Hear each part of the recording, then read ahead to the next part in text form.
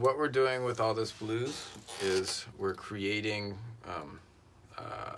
sections that we can interchange. That's sort of our way of studying this.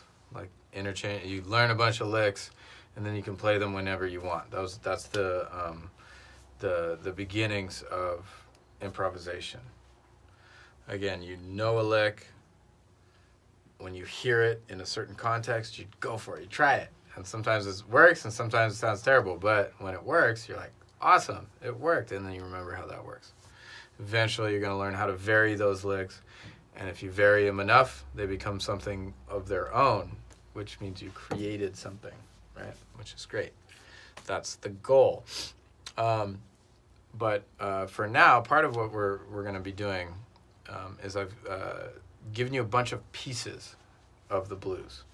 So you have a bunch of melodies that you can play over this accompaniment, right?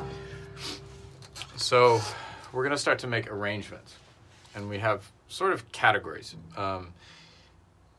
Basically what happens in a blues jam, or any jam really, is you play a melody, you have an improvisation section, and then you play the melody again. You have like an ending. And there's a million ways to do it. I'm going to start teaching you different ways to do it in this particular context, which is the blues shuffle, right? Which is one of the first things you learn. So you have a bunch of melodies. So you can basically, you have like 5 melodies, right? So you pick a melody and you say, I'm going to play Chicken Shack. So there you have your melody. Then you have, for the solo sections, there's solos that you can play, but then you have to be able to accompany other people playing solos as well. And then there's this third little thing of special things that you can do, right? That are sort of maybe a combination of both. So this pile, the bounce is a bunch of ways that you can accompany solos. There's like 5 of them so far. So I'm giving you 5 all at once. They're all pretty similar, but you can learn all these 5 so that when you go to the and the blues again is you start at the beginning, go to the end of the 12 bars, and then you start over again. So it's this circle that you keep going in. So every time you get to the top of the circle, it's like, well, what am I going to do here? Am I going to play a melody? Am I going to play a solo? Am I going to accompany? Am I going to do a special thing? You can also you don't have to play the one melody the entire time. You start with one melody, do some other stuff, play a different melody, go back to the first melody, whatever. It's up to you. This is part of your learning to create using pieces. It's like the big puzzle pieces with the little kids. Right now we're doing a big puzzle, and then eventually they'll get smaller. It's a 2-piece puppy dog with the handles. Okay, so and then over here we have our blues solos. There's like 6 different blues solos, and again, these are blues solos that work for the whole thing. But then you can take little pieces of the solo that you like if you remember it, and you can interchange them. This thing called the hit we'll get to in a minute. That's one of the special things. So I'll just give you an example. If you're going to play like the Chicken Shack, you start with Chicken Shack. Right, you go through that whole thing, and then you go into a bounce, which could be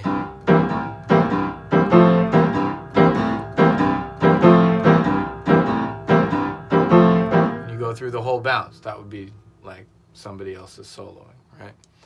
And then when it comes to your turn to play blues solo, you play blues solo.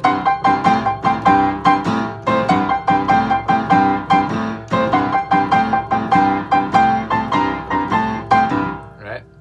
It's all there. And then maybe you go to a different bounce. Right? Maybe you take another solo. What else is in here? Oh my. Ooh, we could do this one.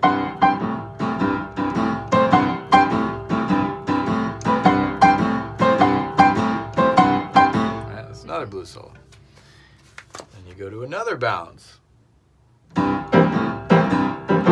you go to like the one at the beginning, right?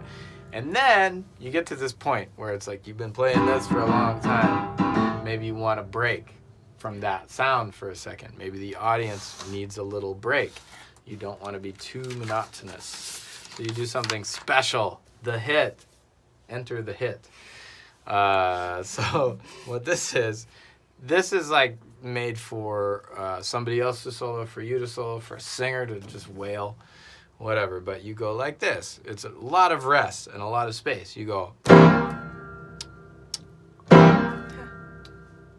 And then you build.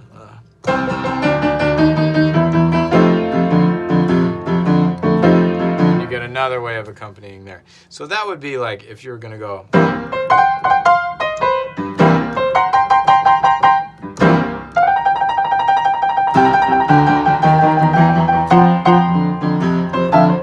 You know, those kind of things where you build into something. It's really fun.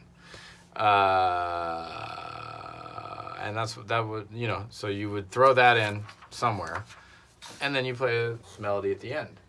And do you have the blues ending? Did I give you that? I'll give you that too. No. That's. Well, you gave me that once. Yeah, right. Yeah. Like that. And that's a whole arrangement. But the fun of this is that you get to pick and choose. You don't have to play everything. You have too much to play unless you want to play like a 35-minute blues, which happens. But you can pick and choose.